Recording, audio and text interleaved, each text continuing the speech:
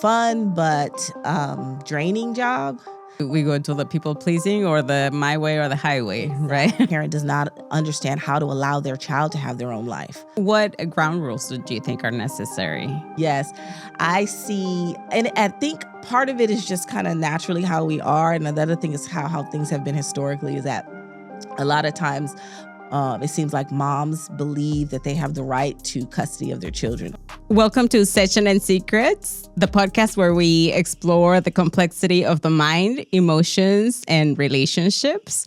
I'm your host, Luisa Contreras, and today we're exploring a topic that touches countless of families and is one of the most emotionally charged and life-altering experiences for many people.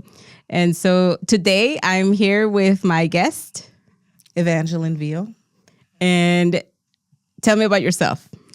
I am a licensed marriage and family therapist. I currently work as a mediator and investigator in California. I help divorced parents as well as separated parents that have never been divorced or never been married. I help them come to agreements regarding how they share their children, how they share custody. And sometimes I have to conduct investigations to determine the best interests of the child and make recommendations about what I believe to be in the child's best interest based on all the information that I receive during the course of my investigation. So it's a pretty fun but draining job because you do deal with a lot of emotions. You do contain a lot of emotions for people during the course of our interaction. Yes, and Eva, what are some of the emotional drivers that you see that people bring or couples bring or former couples bring to you? Well, in California, mediation is court ordered. It's ordered by law. Anytime someone files a request for order to change custody labels or whether they want to change the parenting schedule. So you have to go to mediation first, which means they have to come see me or one of my colleagues. And so it's an opportunity for us to work with the parents to help them come to an agreement about what they think is in their child's best interest regarding legal custody, physical custody, sharing time, parenting time, because ultimately the parents know their child best. They know what is in their child's best interest. They know what sort of schedule will be conducive to their child's appropriate development, what would be intrusive, what would be disruptive. For the most part, parents know this, but when their emotions and their feelings about the other parent interfere with that, then sometimes it causes problems. It causes high conflict. It causes lots of acrimony. And those are some of the impediments to an agreement that oftentimes is in a child's best interest. Yes, it's often like they lose sight, right, of what's the best interest of. Yeah, because we're all human, you know what I mean? And so, like, if you think about a relationship that you were in that did not result in children, when you broke up, you never had to see that person again. So you had the opportunity to process those emotions. You can hate them as much as you want because it had no impact on you. You could go through it, and then over the course of however long it take you to heal from those wounds, then you're able to move on. If you see them in the future, you might be able to say, hi, how are you? But when you are connected to a person by your children, there's no reprieve from them. You still have to interact with them. You still have to communicate with them. And if there's issues of infidelity, if there's issues of, domestic violence, substance abuse, if those things are there, those things are going to cause you to have like a serious emotional response to that person. So sometimes the parents are enmeshed in those feelings. They're clouded by all of those feelings, and it interferes with their ability to see that person as anyone other than the person that hurt them or the person that did this. They can't see them as their child's parent, you know? So sometimes they need reminders from us to kind of change that perspective of who that other person is to them. Yeah, it's like the relationship trauma, right? Like keeps lingering and it trickles down to the parenting role. It does. It's like when the the barrier between the placenta and the baby, it passes through. So when the relationship changes, there's like an alteration of the relationship. It doesn't not exist anymore. It evolves. So it evolves from an emotional relationship to a co-parenting relationship. But that evolution is impacted by all those negative emotions that are associated with whatever caused the breakup. And so there is that trauma that passes along that vein into the co-parenting relationship. So then they have a dysfunctional co-parenting relationship or a trauma-related relationship, you know? Right. So it's hugely impacted. How do you see the parents and their attachment, their own attachment wounds? How do you see them replay in the way they relate to each other or in the way they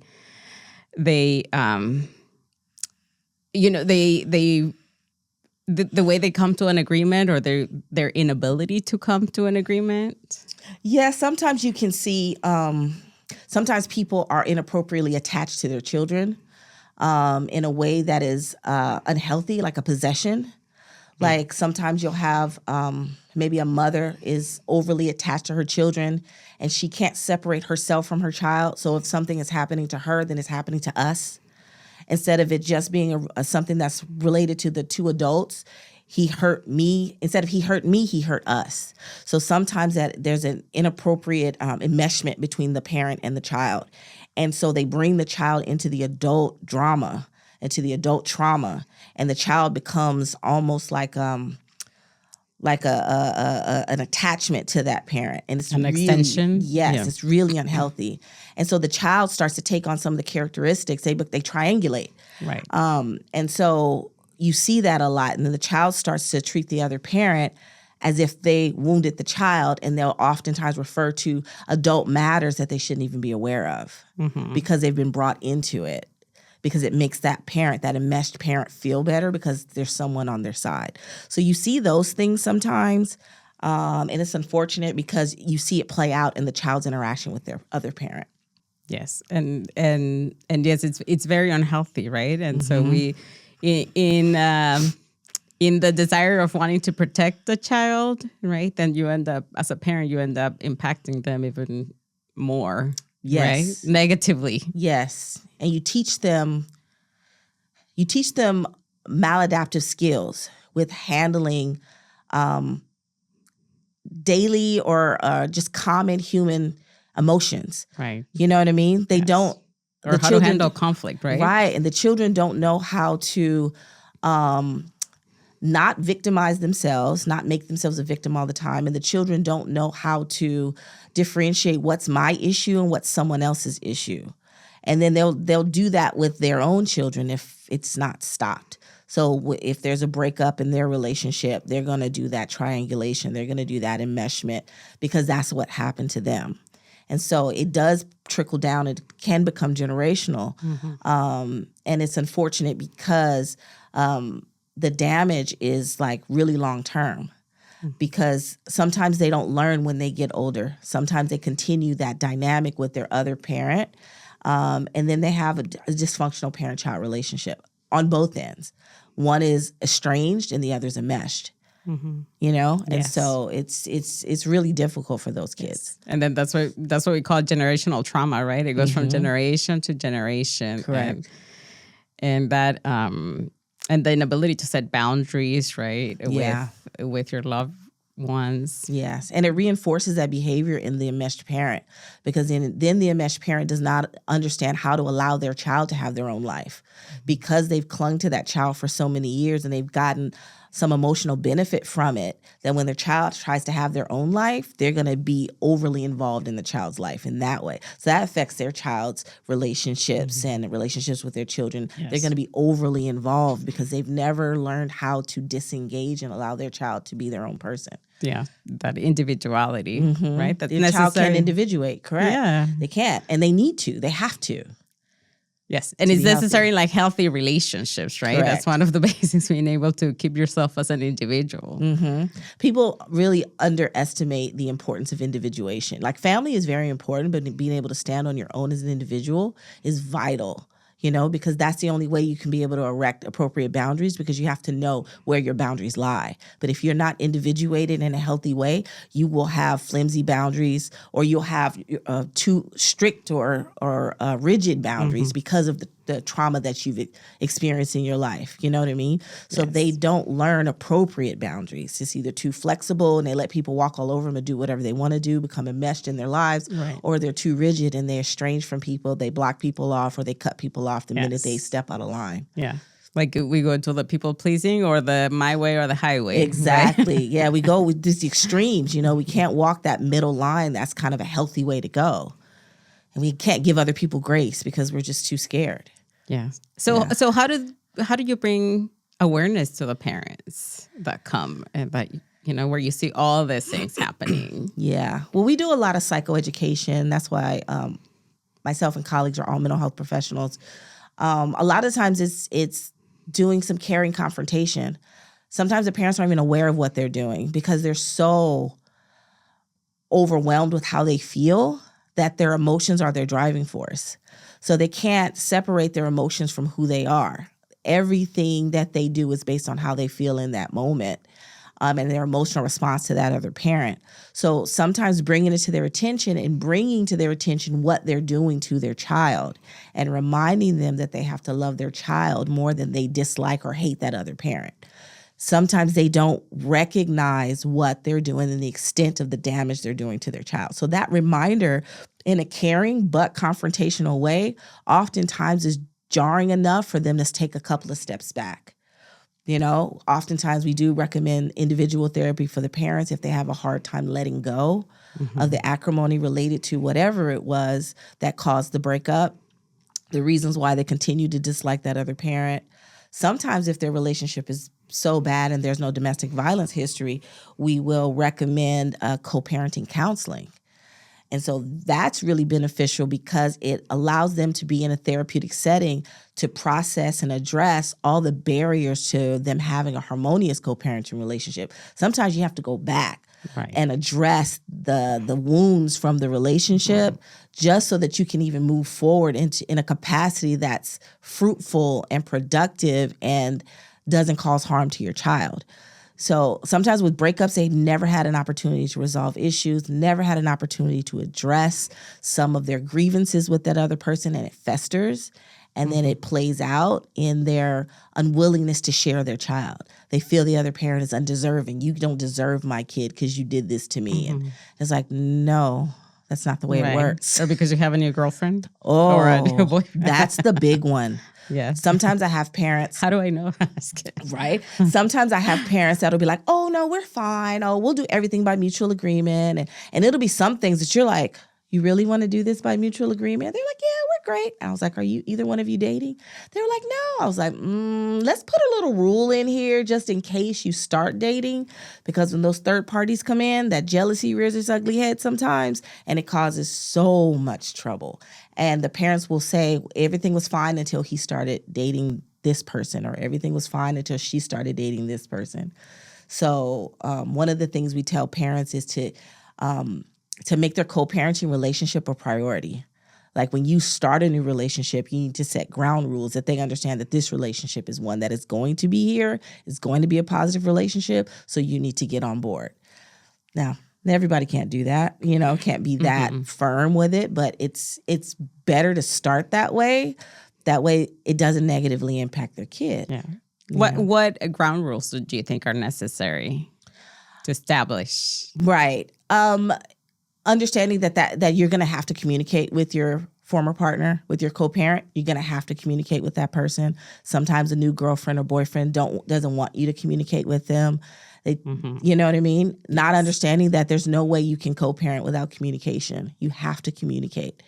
That parent is a part of your life and your child's life. So don't think that I'm never going to see them at a volleyball game. I'm never going to see them. Right. I can't go up and say, hey, how are you doing when we're in mixed company with our child? You know what I mean? Just that understanding that a cordial relationship is important. Understanding that your child is going to be put first. Understanding that the co-parenting relationship is sacred, because that relationship with this new partner may not last, but that co-parenting relationship needs to last for a lifetime. Exactly. That's always the bond. Yes. Right? Yes. It's a bond that you can never let go of. Yes. And if you really, truly love your child as much as most parents do, you're going to do whatever you can to ensure that they have an emotionally stable upbringing. And one of the surefire ways to ensure that is to reduce the opportunity for them to be exposed to conflict between their parents. And when you have a strong, positive co-parenting relationship, they know that their parents aren't together, but they still know their parents are united. Their parents still feel like a unit to them.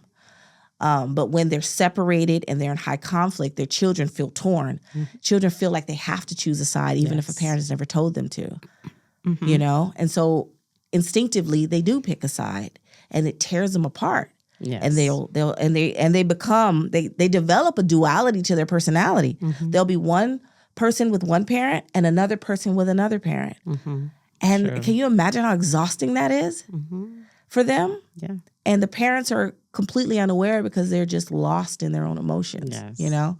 So they become the caretakers, right, of the parents. They're like too careful to trigger dad, too careful to trigger mom. Exactly. They're their parents' emotional caretakers. Yes. And so to a degree, it parentifies them, but not in a, parentification isn't really positive at all, but in the way that they're doing it, it's so detrimental to them emotionally. Yes. They have no example to how they're supposed to emote appropriately, how they're supposed to interact with the world appropriately, how they're supposed to respond appropriately to conflict. They have no example. Yeah. It's like they become the holders of the adult's emotional, they hold the adult's emotions, right? Yes. They're holding, it's like they're their own pillar holding everybody's emotions. They are. And they're the least qualified to do so. Exactly. Right? Yes, exactly. This is not appropriate. No, it's not. And it's so hard for them. Yes. They just cry. Sometimes they just cry. And it breaks your heart. It really does. Yeah. What are some of the things that kiddos have shared with you? So you should talk to them behind closed doors. Yes. The kids, it's funny. I think I was telling you this earlier, that regardless of how dysfunctional the parents are, the children are always so precious. Yes. They're always so precious, and a lot of them are extremely resilient. So there's something to be said for natural resilience, because some of these kids they're as well adjusted as you could expect them to be given their home life. But some of them, they'll tell you, like, my parents just need to get over it. They just need to just like stop being angry, stop fighting, and just take care of me. And you're like, wow, you're emotionally adjusted like this, and your parents are arguing, screaming, and hollering, have to make exchanges at the police department. And the kid's just like, can we go now? Like, kids are embarrassed to have their parents at their sporting events because their parents are always arguing and yelling. Their parents have no control over their emotions, you know? True. Yeah. And it's just, and they vomit their emotions all over everyone because there's just zero control, no self-awareness about what they're doing and how it's impacting their children and even the people around them. So sometimes the kids are really insightful. Other times they're just really hurt by their parents' actions. Some parents are deliberately estranging their child from the other parent. It's a deliberate act. It's not unintentional. It's not inadvertent. Yes. It's deliberate. It's to punish. It's to punish that other parent. And they don't see that their child is being punished at the same time. They're so intent on whether it's revenge or just having their way that they do serious damage to their child. And so those are oftentimes the situations where there needs to be some sort of court intervention to ensure that doesn't continue to happen, you know? And we deal with a lot of mental health, a lot. Yes. I mean, I think what we do is one of the situations where we get every walk of life, because every human's entitled to procreate. Every human's entitled to have a child, regardless of your station, regardless of your status. You can be homeless and have a child. You can be extremely rich and have a child. So we see the gamut, and we see people with severe mental illness, severe emotional disturbance. We see all of that and how it impacts children. So our number one objective is protecting kids and keeping them safe and ensuring their best interest. Yes. And so do you deal with them directly, with the parents that are struggling with mental illness or substance use, or do you talk to them directly? Yes. Yes. Yes. Depending on the issue. What childhood traumas do you see? A lot of molestation. A lot of trauma from highly dysfunctional families, families that have been separated, broken up, Right. absentee parents, foster youth, when the parents were youth. And we have some military families, so you have some PTSD and things like Right. that. But you see a lot of childhood trauma that results in substance abuse. And some of it is generational mental illness. That too, right? Yeah, generational mental illness. It's like children become, live in or grow up in unhealthy family dynamics, and then as adults we just replay that, right? We do. It's all we know. It's all we've been taught. Some people are strong enough to say, I don't want to have a life. I don't want my children to have this life. And their natural resilience allows them to push against the tide. But then there's some people who have been so hurt that they don't know left from right, up from down, and they just go with the tide. And the tide is taking them back to the exact same place they started, Right. in the dysfunctional family unit. And so those people, if they can get the help, they can get the mental health help, if they can get the substance abuse help, and they can turn their lives around, they can have a really great life with their kid, And a lot of the times, in family law, it's very forgiving because it's very humanistic. Yes. The whole point is to be humanistic. It's not meant to be punitive. And some people think it is, but it's not. Yeah. Children's safety is the most important thing. So if we're putting a child's safety, emotional, physical, psychological safety above all else, and that means sometimes court orders are going to appear to be punitive because they're what a parent needs to do in order for their relationship with their child to be healthy. To become a healthy parent, right? Yeah. And so parents see that eventually. Yeah. And sometimes maybe the other parent is upset, right? That now maybe, now the father took classes and parenting and did programs to better themselves, and now they're healthy adults. They're not using substances. And like you said, they can't let go of the past pain, right? Like, how is this guy that used to beat me up and call me names, and he was a drunk and a drug addict, how is he coming back to the child's life? Yes. It's very, very difficult for some parents to understand that people can change. And they have a hard time giving each other grace. Because what I've seen before, which I find highly ironic, is I've seen sometimes there's one parent that had like a substance abuse problem. And they did their treatment, they're in recovery, they're successfully sober for however long, and they're on the right track, and that other parent was kind of supportive and let them get back in the child's life or whatever. And then the other parent messes up in some way. And the first parent is so unforgiving, so judgmental, as if they never had a problem themselves. And that rubs me the wrong way. They forget. Like, how do you forget the grace you were given? We become righteous. Yes. Sometimes you do see some of that because I'm better now. Yeah, that's not me anymore. And I was like, yeah, but that was you 5 years ago. So sometimes you do see some of that, it's just all human behavior. It's across ethnicities. It's across gender. Do you see differences in genders of how we show up in custody mediation? Yes. So what do you see? Yes.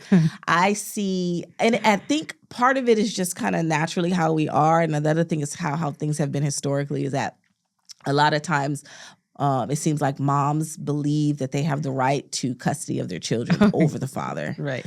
And I think historically that has been the way it's been, moms. Right. And so sometimes they come in with the attitude that, well, I've been taking care of the children for however long and he's the breadwinner and that's been, so we need to continue that. And they don't understand that when you severed that relationship, those old roles need to be readjusted. Right. You don't get to continue to be the stay-at-home mom. Most likely, yeah. No. He doesn't get to just be the breadwinner. Now you guys are single parents. So what he used to do all the time, you have to do a little bit of, and what you used to do all the time, he has to do a little bit of.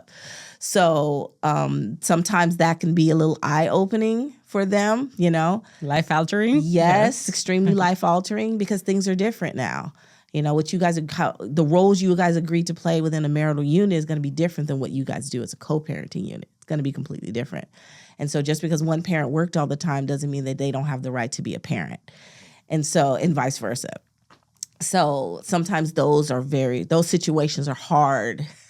Those transitions are hard. Hard, yes. They're very hard. And what would you say for those who are listening or watching and they're going through something like this, how to keep focus of what's best for the child? It's not what's best for you, it's what's best for the child. Correct. What can they do to keep that in mind? I think it's really important for individuals that are either experiencing a separation or divorce or and they're struggling in their co-parenting to get some individual therapy. Because that's the only place you're really going to be able to dig deep and process some of these issues related to that relationship.